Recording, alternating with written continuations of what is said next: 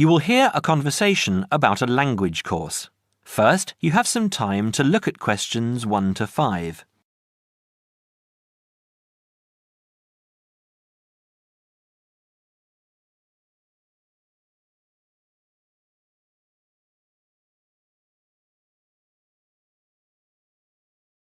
You will see that there is an example that has been done for you. On this occasion only, the conversation relating to this will be played first. Good morning, Borgheimer Language Courses. How may I help you? Oh yes, I contacted you some time ago about following a German course in Germany, and you advised me to take your placement test before we go any further. Well, I've done that now, so I'd like to go ahead with booking the course for this summer, if that's possible. Certainly, sir. You said you took the placement test. What was the result? I was placed at the O3 level. O3. Right. That's lower intermediate. Fine, Mr. The answer is Level 3 or Lower Intermediate, so the course level has been filled in for you. Now we shall begin. You should answer the questions as you listen, because you will not hear the recording a second time. Listen carefully and answer questions 1 to 5. Petterson. John Petterson. Could you spell that for me, please, Mr. Petterson? P-E-T-T-E-R-S-S-O-N. That's a double T and a double S. Am I right? That's right. Now, could I ask you where the course takes place? Well, we offer courses in Hamburg and Berlin. For your level, there's never a problem. There are always plenty of people for the intermediate classes. Oh dear. Does that mean that there might be a lot of students in my class? I wouldn't be very happy about that. No, don't worry, Mr. Petterson. The maximum class size is 12, but I've never known there to be more than 9 or 10 in a class. It could even be 5 or 6. Good. Actually, I'd prefer to study in Berlin. And how long is the course? 3 weeks, 5 hours a day. 2 hours only on Saturday. Sundays free. I see. And what about accommodation? There you have a choice, Mr. Petterson. You can either stay with a German family who are used to having such guests, or you can stay on the university campus, or we can book you into a nearby bed and breakfast. Is there a big difference in price? Not really. Staying with the family works out the cheapest, and the bed and breakfast is a bit more money. Staying on the university campus comes somewhere between the two price-wise, but Berlin is not too expensive anyway. Which do you recommend? Well, if you want to practice your German and be part of a German family, I would recommend staying with a family. Our families are all hand-picked, and we've never had any sort of complaint. Yes, I'll probably do that then. What are the dates of the course? The first summer course starts on the 1st of June in Hamburg and a week later in Berlin, which is what would concern you as you have chosen the Berlin course. That's the 8th of June. The next course would begin on the 2nd of July and then... The 2nd of July course would be perfect for me. Can you put me down for it now? Certainly, Mr. Petterson. Can I have your address, please? 26 Mayfield Drive, Orpington, Kent. I'm afraid I can't remember the postal code. Don't worry, Mr. Petterson. I'll check on it. Before you hear the rest of the conversation, you have some time to look at questions 6 to 10.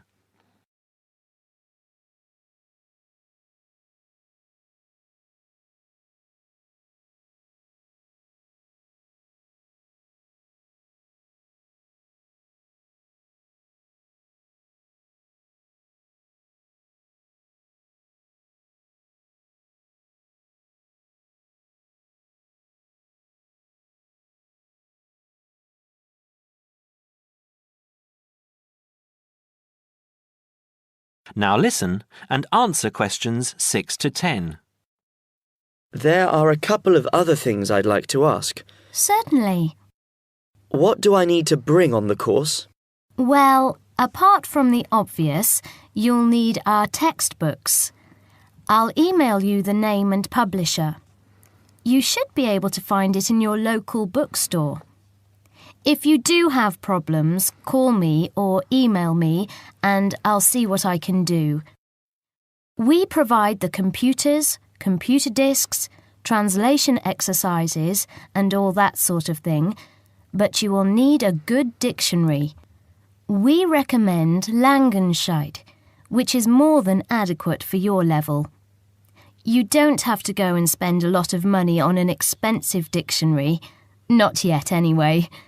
Maybe you will when your German reaches a very high standard. That would be very nice.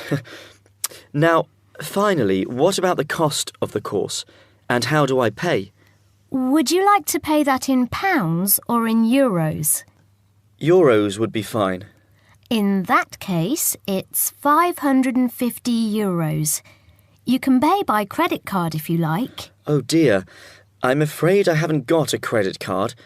How else can I pay? That's not a problem, Mr. Peterson. You can pay by bank transfer. Fine. By the way, I forgot to mention I am a full-time student. Have you got a student card? Oh, yes. Then that does make a difference, you'll be pleased to hear. You are entitled to 35% off the full price. And if you can persuade a few people to join you, it would work out even cheaper. How do you mean exactly? Well, for every 5 people you find, 1 goes free.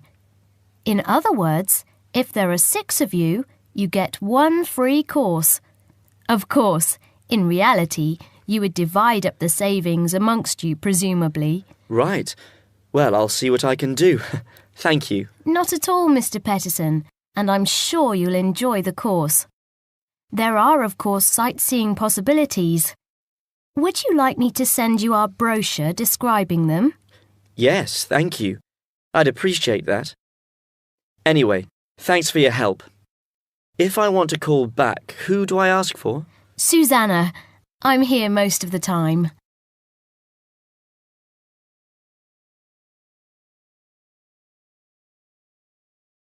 That is the end of part 1. You now have half a minute to check your answers.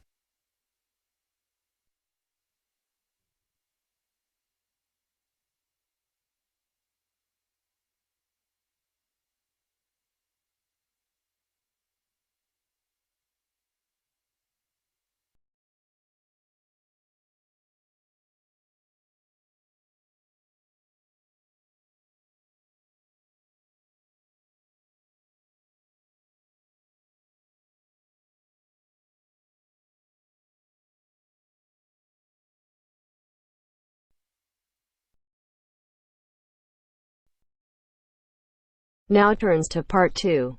Part 2.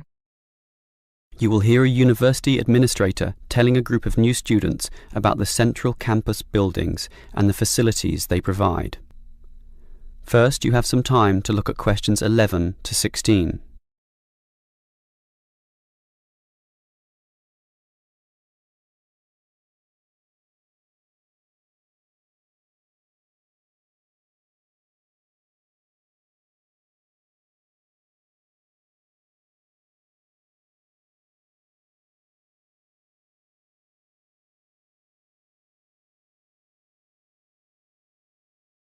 Now listen carefully and answer questions 11 to 16.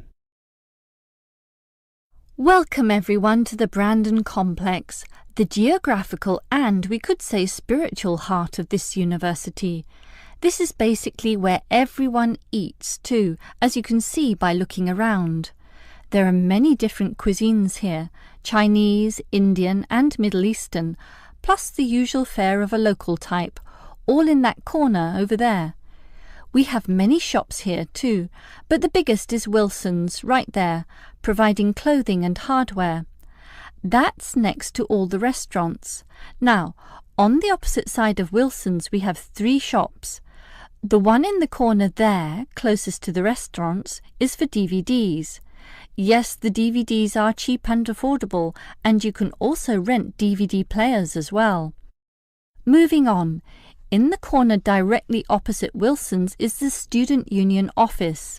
Incidentally, you are all encouraged to join the Student Union, as a Student Union card gives you many benefits, including discounts on basically everything you can buy here at the Brandon Complex. Outside this complex, on the other side of the road, you can just see it from here in fact, is a building that we call by the rather unusual name the H Building. Next to this, on the other side of some trees along the main road, is the Engineering Institute, but that doesn't have anything to do with the Brandon Complex. One last thing is that just outside this door, near us here, you can see a grassy oval patch. Well, that's the playing field for what we simply call the fitness room, which is alongside. So you can put on some calories here at the restaurants and then burn them off at the fitness room afterwards. Oh, I forgot to mention this shop right here, in the middle, beside the Student Union. It's the bookshop, and as you can see, it's always busy, always popular. You can buy newspapers, magazines and stationery there, plus a few clothing items as well, just as you can at Wilson's. Why don't you go and take a look right now? Before you hear the rest of the talk, you have some time to look at questions 17 to 20.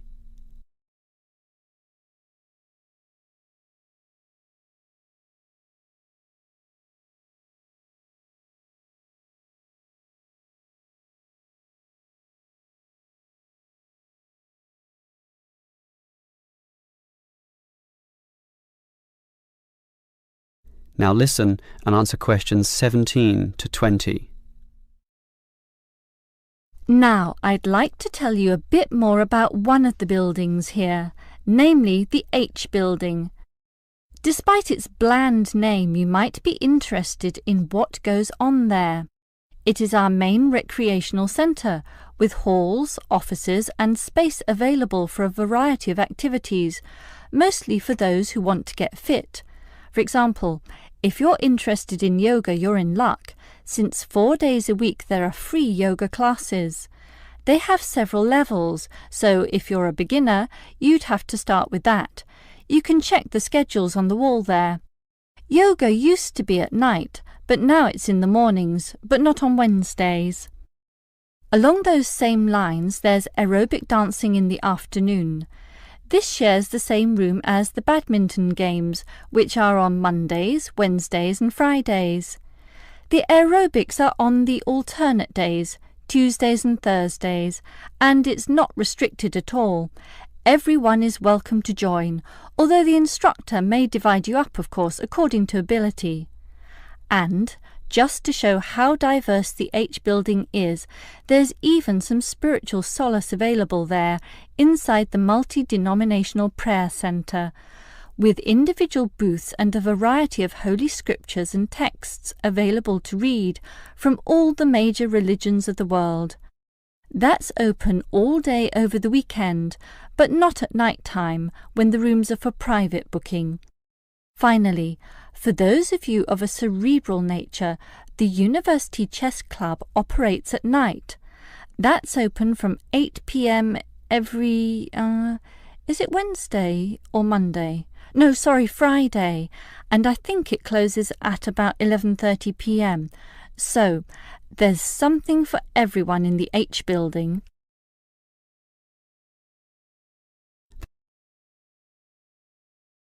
That is the end of part 2. You now have half a minute to check your answers.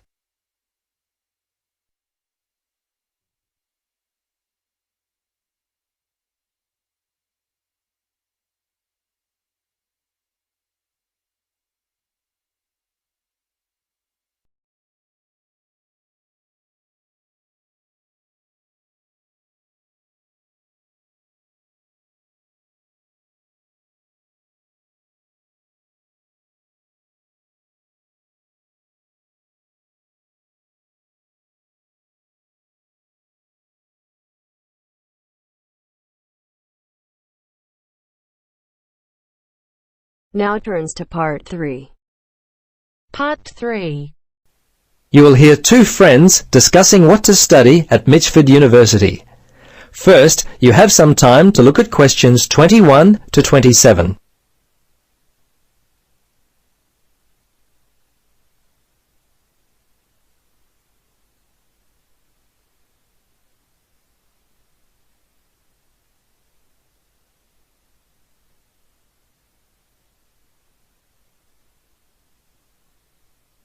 Now listen carefully and answer questions 21 to 27.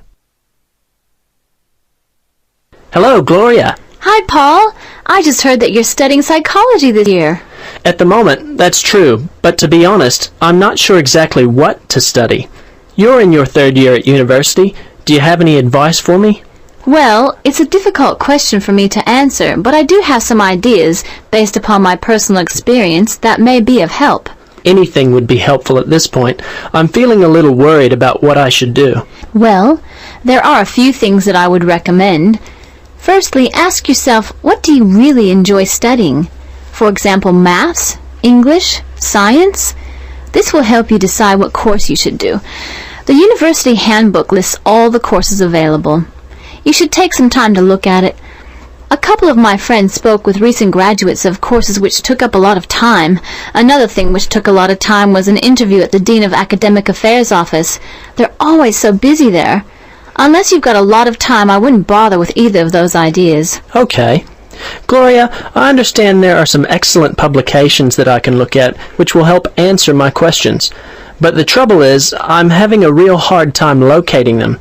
Do you know where I might be able to go? Yes, I encountered this very same problem when I was deciding on what to study. I managed to locate a few excellent books that really helped me to decide what was best for me. Now, some of the details will be a little inaccurate. That's no problem. If you could just remember the titles, I'll be able to look them up at the university library. Now, let me just get my pen. Okay, ready? All right. The first book I found was What Should I Do? It was written by Paul Smith, and I believe it was published in 2000 by Smith Brothers. I think this was the best book I read, although Judy Newton's Choosing University Courses was also an excellent help for me. Can you remember what year that one was published? Let me see. Most of the books I read were published around the same year, 2000, I think. I can't remember who published it. I think it was Printers Limited. You'll have to check that one out yourself.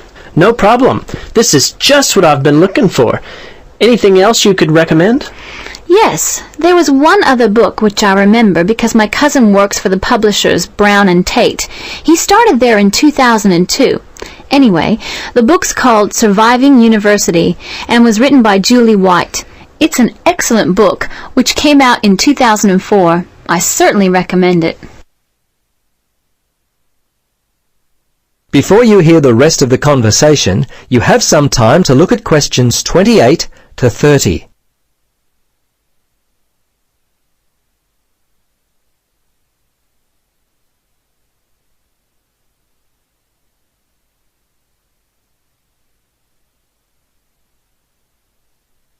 Now listen and answer questions 28 to 30. Gloria, this discussion has been so helpful. I wonder if I might ask one more question. Sure. What would you like to know? Well, I'm wondering why you finally decided to study psychology. Well, what helped me to decide was my interest in working with people. I think that's what you've got to really decide in your own mind. Do people give you energy or do they drain you of energy?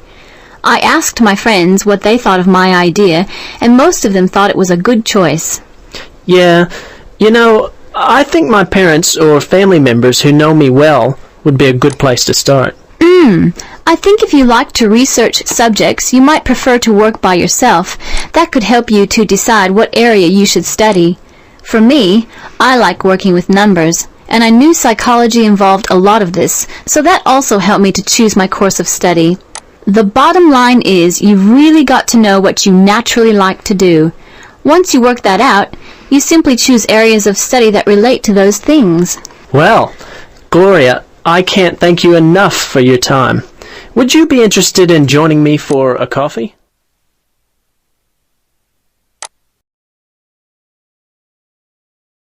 That is the end of part 3. You now have half a minute to check your answers.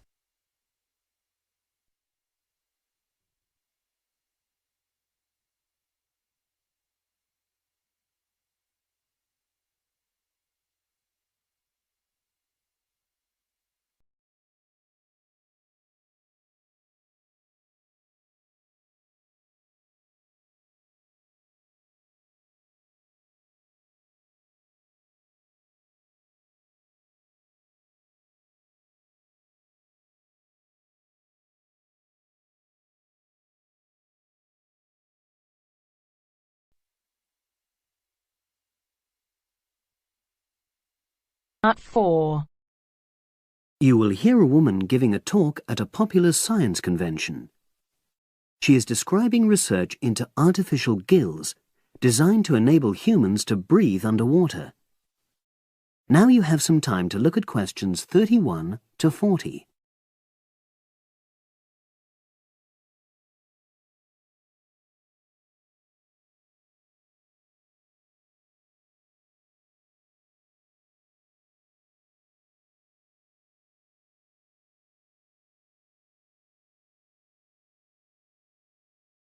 Now listen and answer questions 31 to 40. In my talk today, I'll be exploring the idea of artificial gills. I'll start by introducing the concept, giving some background and so forth, and then I'll go on to explain the technological applications, including a short, very simple experiment I conducted. Starting with the background. As everyone knows, all living creatures need oxygen to live. Mammals take in oxygen from the atmosphere by using their lungs, and fishes take oxygen from water by means of their gills, which of course in most fishes are located either side of their head. But human beings have always dreamt of being able to swim underwater like the fishes, breathing without the help of oxygen tanks. I don't know whether any of you have done any scuba diving, but it's a real pain having to use all that equipment. You need special training, and it's generally agreed that tanks are too heavy and big to enable most people to move and work comfortably underwater. So scientists are trying a different tack. Rather than humans carrying an oxygen supply as they go underwater, wouldn't it be possible to extract oxygen in situ? That is, directly from the water while swimming. In the 1960s, the famous underwater explorer Jacques Cousteau, for example, predicted that one day surgery could be used to equip humans with gills. He believed our lungs could be bypassed and we would learn to live underwater just as naturally as we live on land. But of course, most of us would prefer not to go to such extremes. I've been looking at some fairly simple technologies developed to extract oxygen from water, ways to produce a simple, practical artificial gill, enabling humans to live and breathe in water without harm. Now, how scientists and inventors went about this was to look at the way different animals handled this. Fairly obviously, they looked at the way fishes breathe, but also how they move down and float up to the surface using inflatable sacs called swim bladders. Scientists also looked at animals without gills, which use bubbles of air underwater, notably beetles. These insects contrive to stay underwater for long periods by breathing from this bubble, which they hold under their wing cases.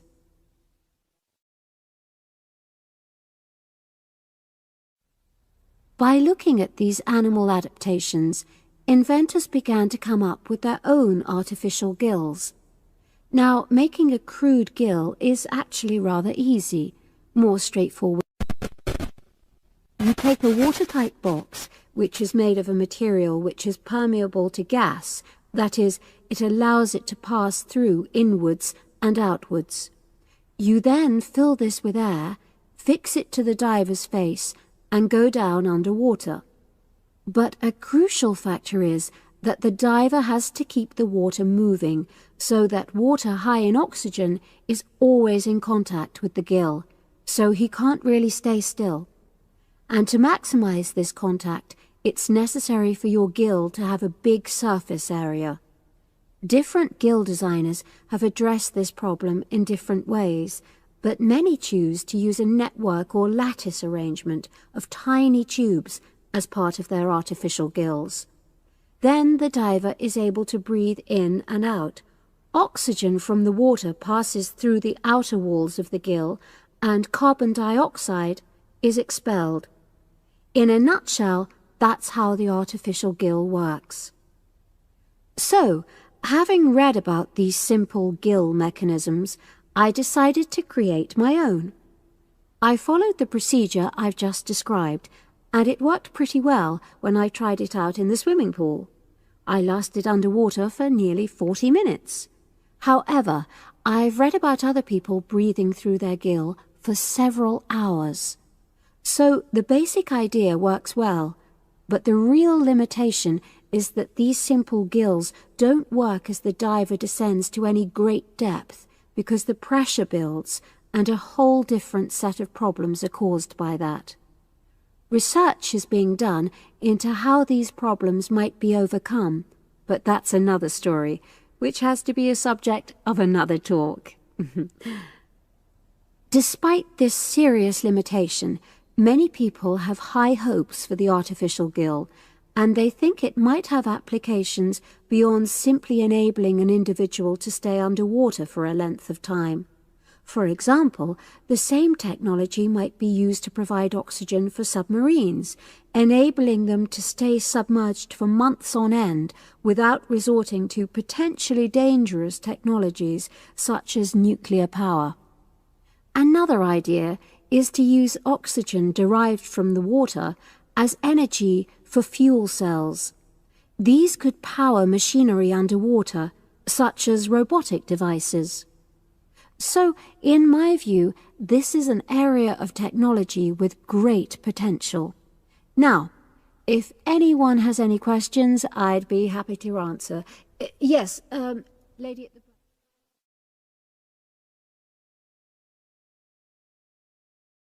That is the end of part 4. You now have half a minute to check your answers.